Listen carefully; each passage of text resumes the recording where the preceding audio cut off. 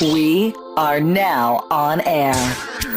Time for a total takeover. It's finally here. Welcome to a new episode. It's about to go down. Good morning, God bless you and yours. It's yours truly, Dan Adams. And I am the host of this show called The Dan Adams Show. Monday through Friday, as best as I could possibly bring it to you. Coming to you from the Political Heat Remote Studios. It's Monday, and for those who are on YouTube, I'm sorry I can't play this. I don't want to get a copyright hit. For those on Rumble and BitChute, yes, it sure is Monday, hitting it now. Gotta get myself through the week somehow. I had a ball Friday, Saturday, Sunday, but it's all over now because it sure is Monday. And for those like myself who haven't had a chance to take a sip of the beverage called coffee,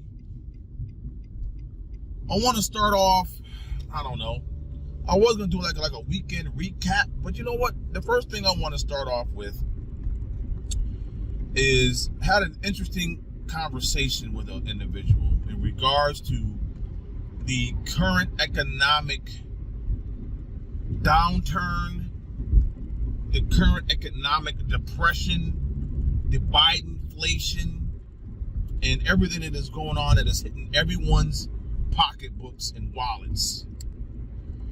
And we started talking about the prior Trump administration and how individuals who voted for Biden thought they were going to get a boost in regards to presidential decorum,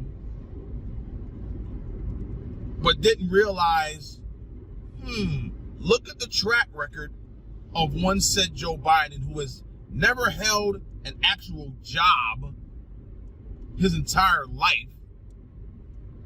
He has been a part of the political swamp in D.C. since I don't know how long,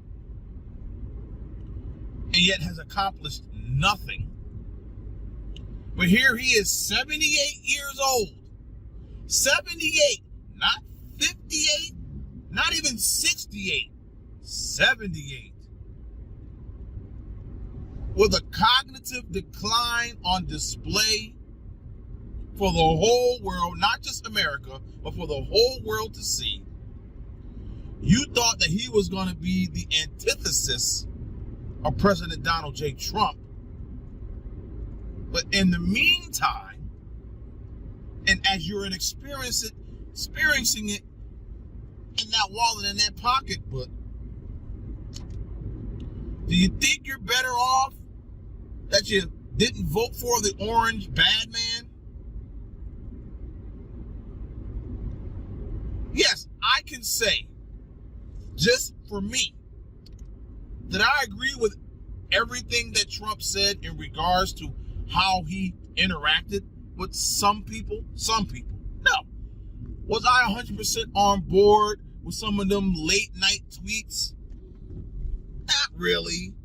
But in the grand scheme of things, that I enjoy and love and support how he clapped back at the mainstream media, the Democrat Party, and his own Republican Party.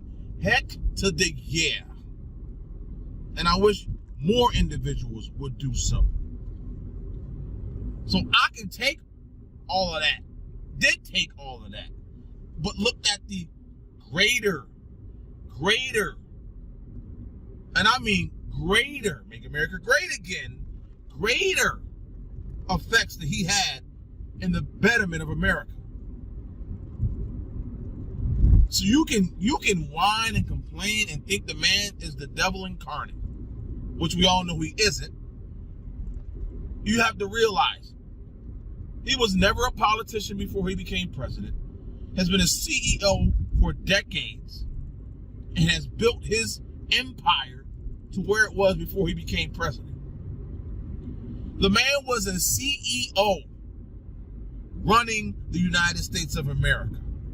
And whether you loved it or whether you hated it, That's who he was. He was not a politician. He still isn't a politician. He may have been president for 4 years and had to maneuver the political landscape. But when you had the mainstream media, the Democrat Party, and some individuals within his own Republican Party trying to cut him off at the knees at every turn, and was basically embroiled in trying to get him removed the entire 4 years he was president, but yet accomplished more in 1 year than most presidents do in 4 years. And we'll see, as history will show, the current former Vice President Sleepy Joe Biden's administration, we'll see where it lands in the next 3 years. And my gosh,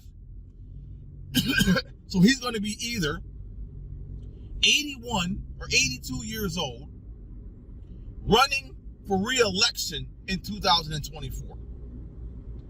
Put that in your pipe and smoke it. 81 or 82 years old, and we know with the current cognitive, decline that we're seeing right now, the dementia, just being 78 years old, trying to uphold the standard of being the leader of the free world. And I'm not saying that Donald Trump ain't going to be any younger either, because he's not. But as of right now, and who is in better shape up here in the medulla oblongata and the cerebral cortex, I take Trump in a nanosecond. So you can say whatever you want, believe whatever you want to believe, but are you better off now with former Vice President Sleepy Joe Biden as president? Think about that one. And speaking of Sleepy Joe, former Vice President, and the economy that we're currently suffering under right now, it's amazing how Biden can go on television and his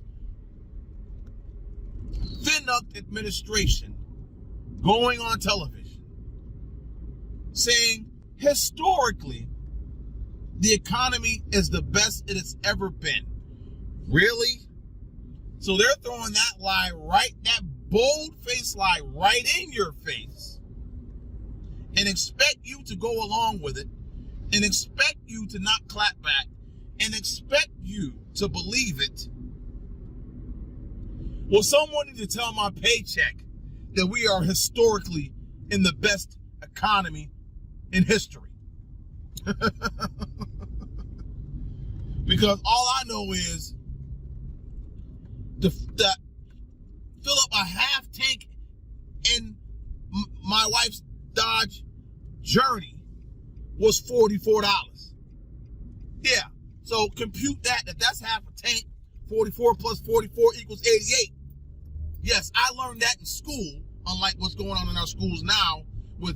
Let's not improve the fact that many of our children can't read, can't write, can't do simple math. But I guess in New York City, it's okay to pay for a drag show to come into schools at $200,000 a clip. Yeah, yes, that's what's happening in New York City and across the country. I don't know how much they're paying these people to come in your neck of the woods, but $200,000 in New York City. So let's concentrate on that and put our money towards that instead of the kids that can't read, can't write, and do simple math.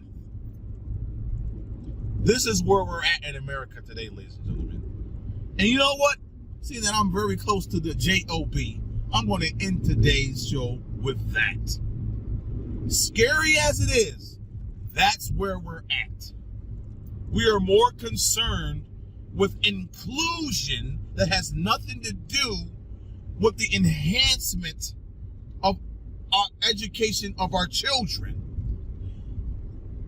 Let's put everything else in place instead of making sure our kids can read, can write, and do simple math.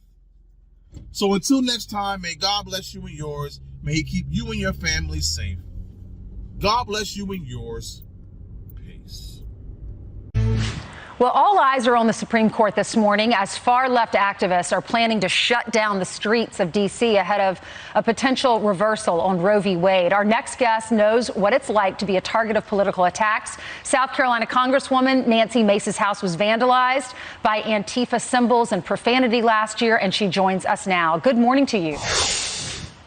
And good morning. Thank you for having me on this morning. Well, thanks for coming on. I know you wrote that this was horrible. Your children are in middle school. They live at that house. And I'm sure it made you very nervous. And Nancy Pelosi is stalling on bolstering the security for our justices. Why? Well, it's hard to say. And when my house was vandalized last year and spray painted, it's scary. I will tell you. I had to look over my shoulder for months and also bolster up my own personal security. And my kids were scared. I have two teenagers who live in that home, and it's scary. And we just saw last weekend, Justice Kavanaugh, someone was armed very close to his home, and it was the left that leaked the addresses, the home addresses of our Supreme Court justices. So no one should be surprised, and no one should be surprised that Chuck Schumer and Nancy Pelosi and Joe Biden, they're not doing anything to protect this institution. The judicial branch is the third branch of government. We have something called the Constitution. We have laws. We should follow them, and we should be protecting our justices no matter their political bent, and that's not what's happening today. Congresswoman, I know you represent South Carolina. You spend a lot of time in D.C. These protesters are saying they're going to shut down the streets, and even the police are urging visitors not to bring guns. How nervous are you when this ruling comes down? Well, we all should be on pins and needles watching this. We've had violence from Antifa, or I'm told it's anarchists or whatever, across this country over the last 2 years.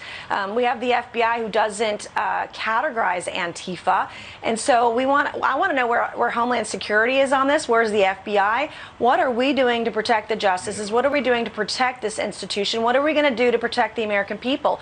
Because we have laws in this country, and we ought to be following them. We ought to be keeping our communities safe, our Supreme Court safe, everybody across this country. And here we have Joe Biden. Every crisis this country has faced has been a crisis of his own creation. We need strong leadership right now. I cannot wait for 2022 to be over and we have a Republican majority. And we want Republicans to be strong, but we got to win the White House back in 24. Yeah, well, Congresswoman, I know your big day tomorrow, primary day. You're running against another Republican. You're the incumbent, and Trump backed your opponent. Her name is Katie Arrington. She's a former state rep in South Carolina. But Nikki Haley, our former governor down there in South Carolina, actually backed you. What was your reaction when you didn't get the endorsement of Trump?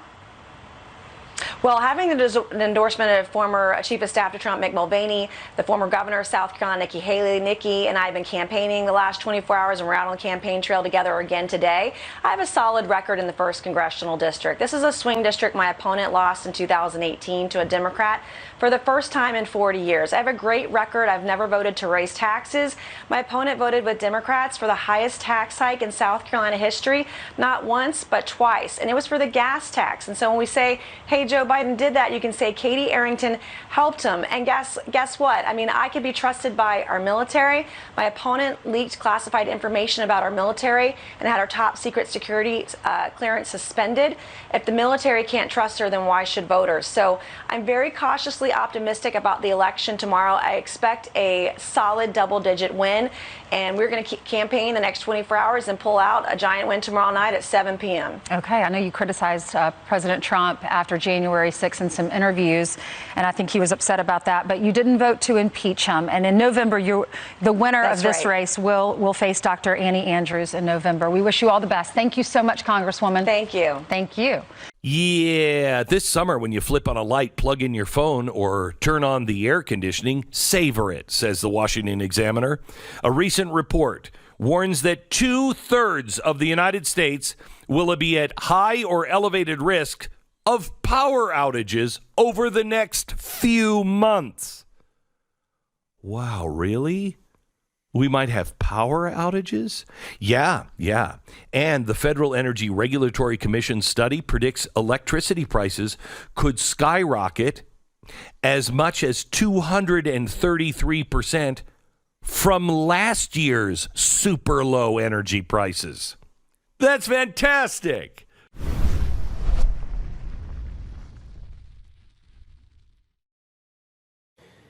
The gentlelady from Texas asked, do we want guns in the hands of dangerous people? And the answer to that question is, of course not. But the only question that matters is who constitutes a dangerous person, who gets to decide, and why. That's the important part here. That's what we're talking about when we talk about due process. We have laws on the books, in I believe every state in the union, so-called Baker Act provisions, to civilly commit individuals who are a danger to themselves and others. We have such a law in Texas. But we didn't use it. And we didn't use it against a young man who wasn't in school, was harming defenseless animals, was talking about raping women, was clearly not well, and we didn't use it. There are more people killed in the United States by hands and knives than rifles. I don't want a crazy guy in my school with or without the ability to have a weapon. We should actually be serious about committing people who have mental health problems. That would actually solve the problem. Everything we are doing here today is a pretext. It is a pretext for targeting and confiscating and eliminating our ability to have weapons. When people say things, it's a good idea to believe them. President Biden, whether it's a 9mm pistol or whether it's a rifle, it's ridiculous. I'm continuing to push to eliminate the sale of those things. Representative Mondaire Jones, if the filibuster obstructs us, we will abolish it. If the Supreme Court objects, we will expand it. We will do whatever it takes. Representative Ocasio-Cortez, ban semi-automatics. House Democrats just yesterday tweeted, semi-automatic rifles are weapons of war. Future Justice Ketanji Brown Jackson was applauding New Zealand Prime Minister's commencement speech about New Zealand's banning semi-automatic rifles. Representative Beto O'Rourke, hell yes, we're going to take your AR-15. Even Representative Sheila Jackson-Lee, the gentlelady from Texas, quote, I held an AR-15 in my hand. I wish I hadn't. The gentleman's time has expired. She talks about a 50 caliber bullet. The gentleman's time has expired. Even true. The gentleman's time has pretext. We should have The gentleman's time has expired. Good job. Another stupid person. Yesterday, Joy Behar. And here's the thing: I don't use the term "stupid" lightly. No, this is wow. I don't think that Nancy Pelosi is stupid. Evil. I don't think Whitmer is stupid. I don't think Kamala Harris is stupid. I don't think that Biden back in the day was that stupid. Joy Behar is so mind-numbingly dumb. She is sitting at that table and she's not even having the same conversation as anyone else around her. Yeah. She just she's like that old lady who just starts naming things that are in her line of vision. Like, jail cell. You're like, yes, that's what it is. Yeah. Tom Thumb. You're like, that's a grocery store. Okay. It's from that. Yeah. You can say words. So Joy Behar had this to say on a panel of black women. Most AR-15 owners are former military, 35 plus Let me and say married. one more thing. So that's all I'm saying is that they're not just crazy people. Here's the thing. Once black people get guns in this country, the gun laws will change. Trust me.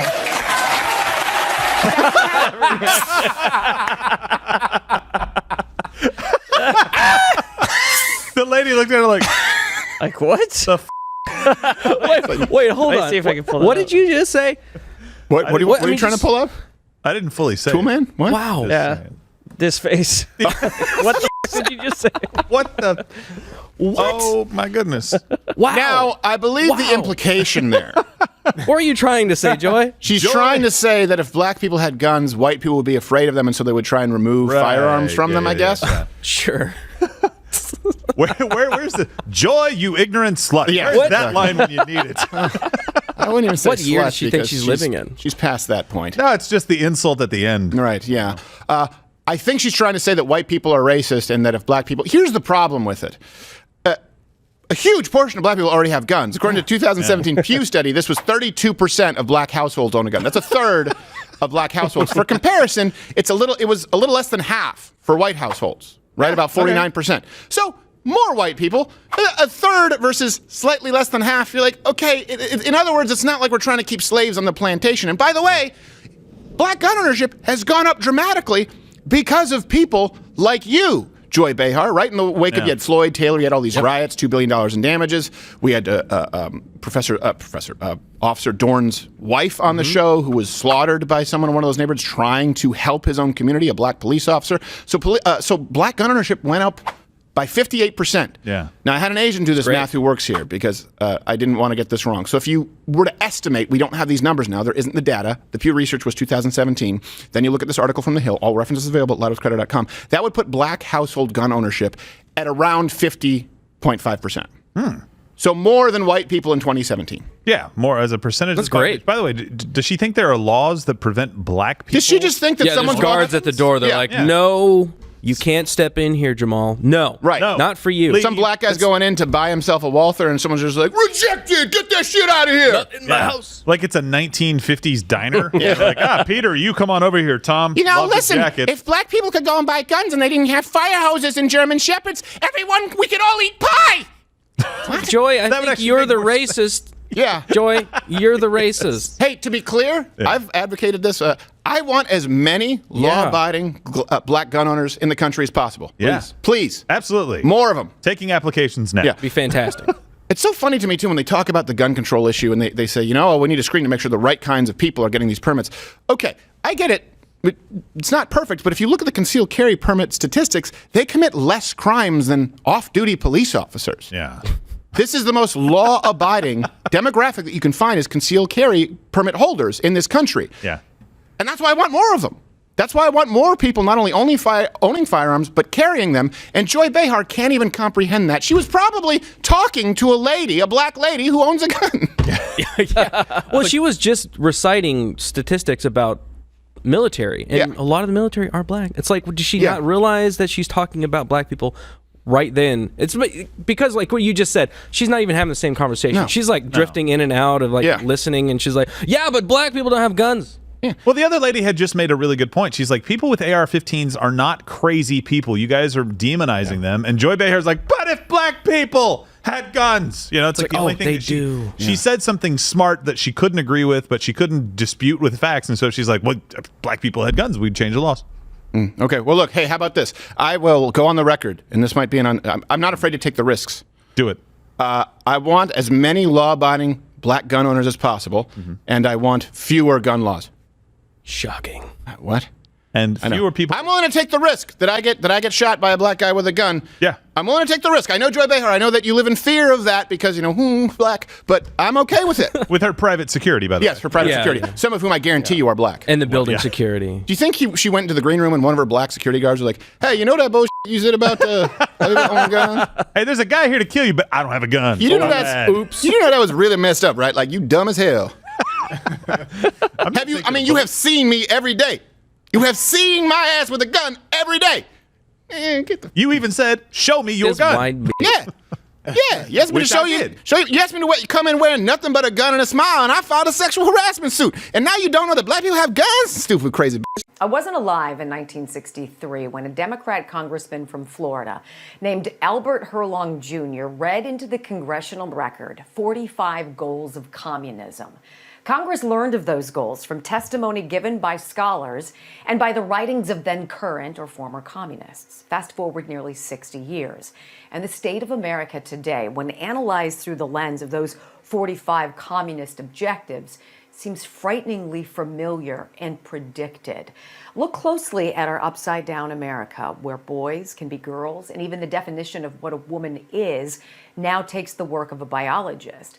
Where teachers can supersede parents, schools can rewrite America's history, where God and prayer are gone, replaced by this hyper-sexualized curriculum, where the media have been infiltrated by darkness, and our justice system favors one party over another. Don't take my word for it. Bill Barr said the punitive forces against Republicans are palpable and far too common.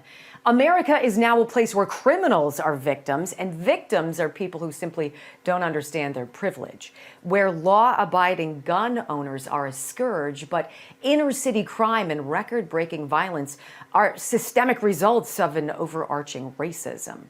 Full-term abortion, drag queen story time, a woke military that's weeded out some of its finest for standing up against a jab, where free speech is protected for some and censorship is used to silence common sense. There is no common sense, purposefully.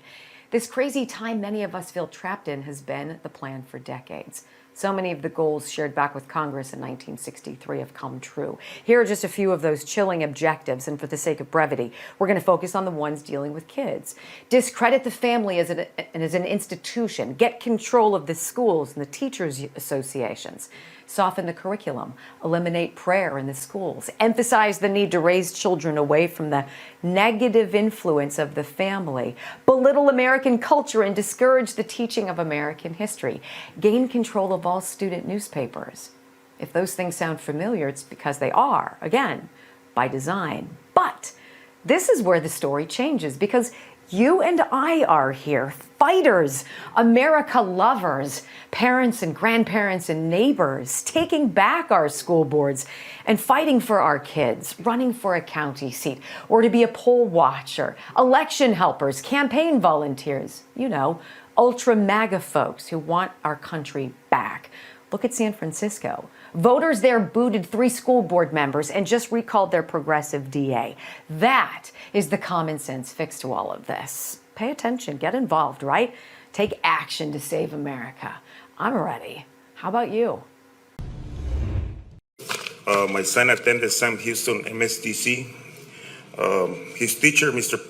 Patrick Pickler, he was his chemistry teacher. He was also a writer for About Magazine, an LGBTQ magazine.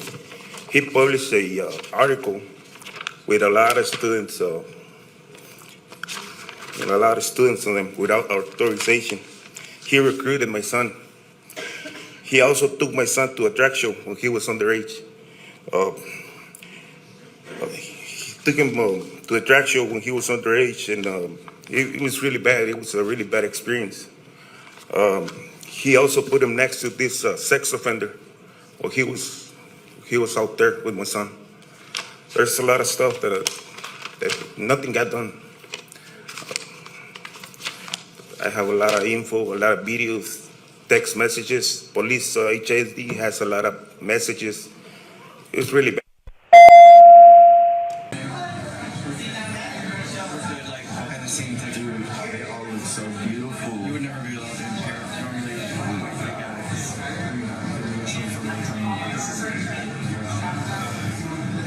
So amazing.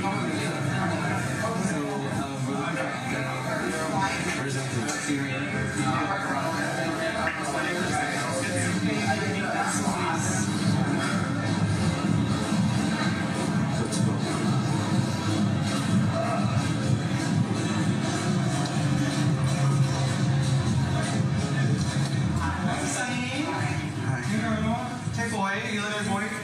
Huh?